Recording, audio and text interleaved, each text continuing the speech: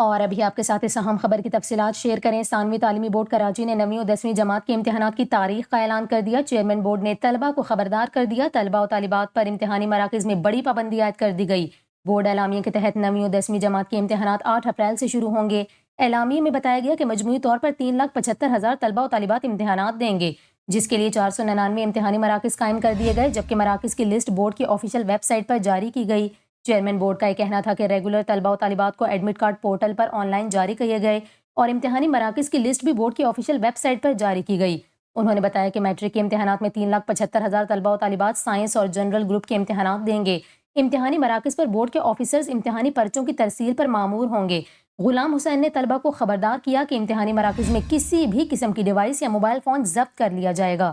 ان کا مزید یہ کہنا تھا کہ امتحانی مراکز کے اعتراف میں فوٹو اسٹیٹ کی مشینیں دوران امتحان بند رہیں گی اور امتحانات کی نگرانی کے لیے بورڈ آفس میں رپورٹنگ سیل قائم کیا جائے گا۔